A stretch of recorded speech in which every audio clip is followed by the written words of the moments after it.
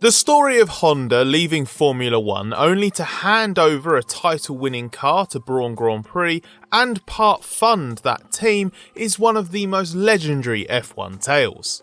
So is Honda's latest exit right as it's worked its way into title contention, repeating that massive mistake and setting the company up for more regret? There are some obvious similarities on the surface, but some pretty clear differences as well.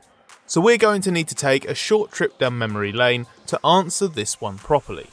If you enjoy this combination of past and present Honda reflection, feel free to leave us with a thumbs up at any time, and of course, have your say in the comments.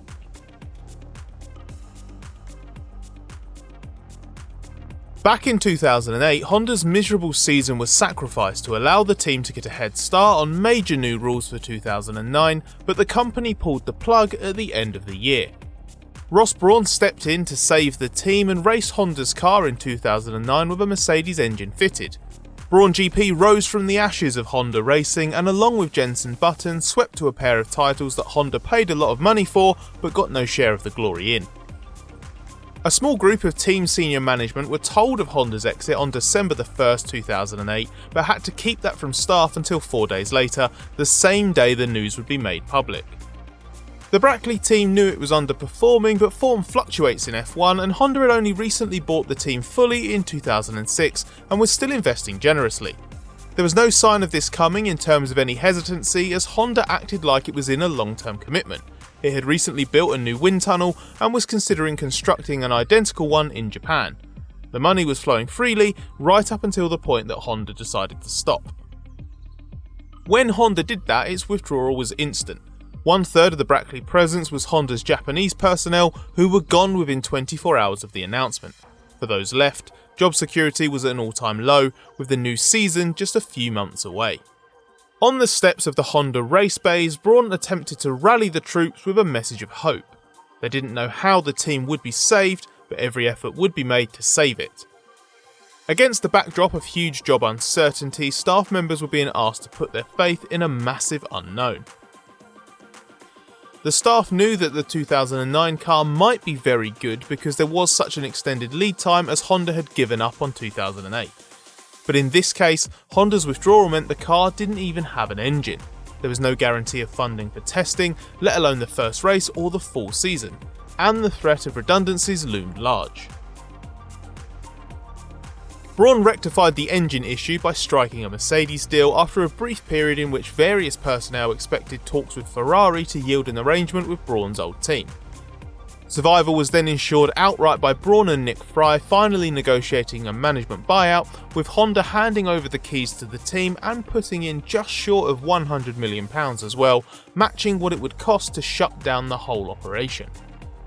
So in addition to funding the development of a car that would go on to win the World Championship, Honda also invested further cash to keep the team going.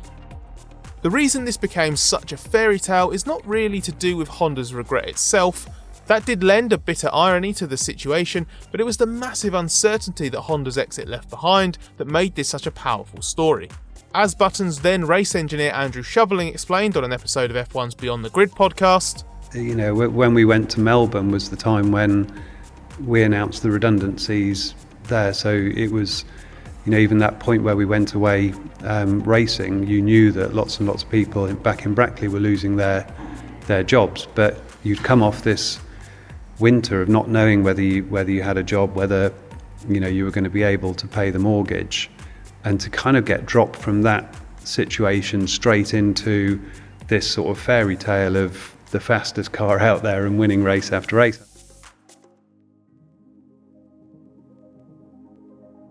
Coming back to the present, since Honda's decision to walk away from F1 was made and communicated in 2020, you really don't need to search too hard to find comments suggesting Honda is risking a repeat of what happened back in 2008 and 2009. Those who draw parallels between then and now argue that yet again Honda is poised to walk away and leave behind title-winning technology. The main comparison is obvious, as Honda is leaving F1 at the end of 2021 when its engine is finally competing for a championship with Red Bull. So there's a chance Honda is exiting just as things are getting really good.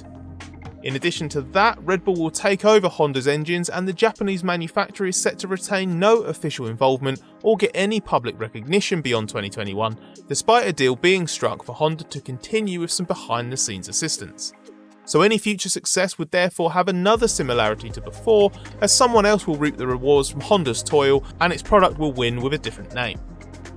The inescapable truth is if Red Bull and Max Verstappen fail to win the 2021 F1 title, they could still win it next season, or in 2023, or in 2024, using the technology Honda will have left behind. There's another comparison to be found in the expense of the withdrawal. Honda followed up its decision to leave at the end of 2021 by committing to an extensive new engine project for its final season. It will also develop that engine further on Red Bull's behalf for the start of 2022. So yet again, Honda is taking on a considerable cost for someone else to use its stuff. This is where things start to diverge from the past though. From the moment Honda decided to leave F1 at the end of 2021, it was clear that a continuation project for its engine would be possible. That was a silver lining in a decision mapped out much further in advance than the late 2008 call. What also differs from the 2008 situation is that despite the usual Red Bull quit threats as it lobbied for an engine freeze to seal a Honda technology takeover deal, there was never a real threat that this Honda decision put an entire team at risk, whether it was Red Bull, AlphaTauri or both. That means the project has been devoid of the same uncertainty behind the scenes.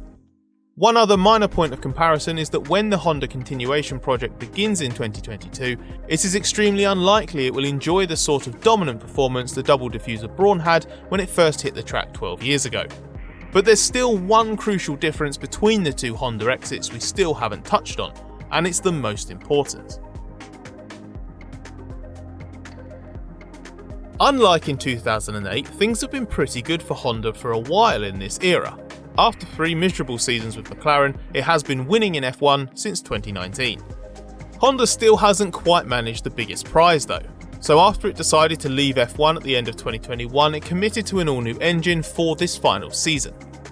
That meant its staff at Sakura had a huge job to take on to get the engine ready in time for the new season, but they knew it was the only opportunity to end the current program with a potential championship bid.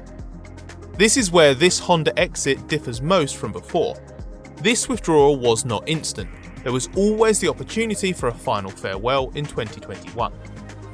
It's an extreme contrast to have one last shot at victory versus having everything you've worked towards snatched away suddenly. It's the F1 manufacturer equivalent of a child coming home from school only to be told we're moving town tomorrow and you're changing schools immediately, or finding out they are moving but having the chance to say goodbye to their friends. That's a slightly odd analogy admittedly, but hopefully you get the idea. So yes, if Red Bull, Verstappen and Honda fail to win the title this year, then the technology Honda leaves behind could go on to succeed in its absence. That would have a familiar feel, and Honda may be left to look on wistfully.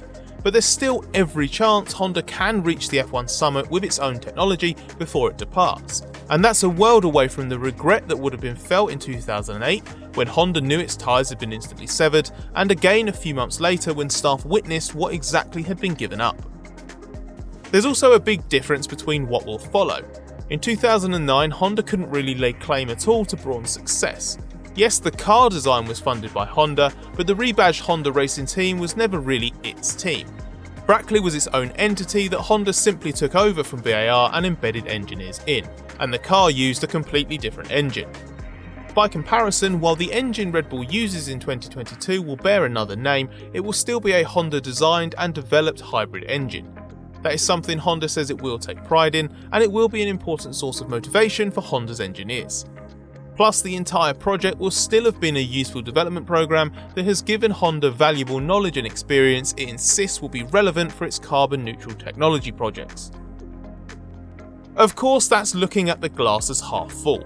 There are bound to be pangs of regret if Honda does fail to win this season, or if Red Bull continues to enjoy success in the coming years using an engine that Honda designed and developed. But what do you reckon? Will Honda come to regret this exit as well? And whether it does or it doesn't, do you see this as the same as the 2008 departure and what happened with Brawn? Let us know in the comments, give us a thumbs up if you enjoyed this video, and if you're new here or just haven't subscribed to our channel yet, then click on the big red button and join us again for more videos in the future.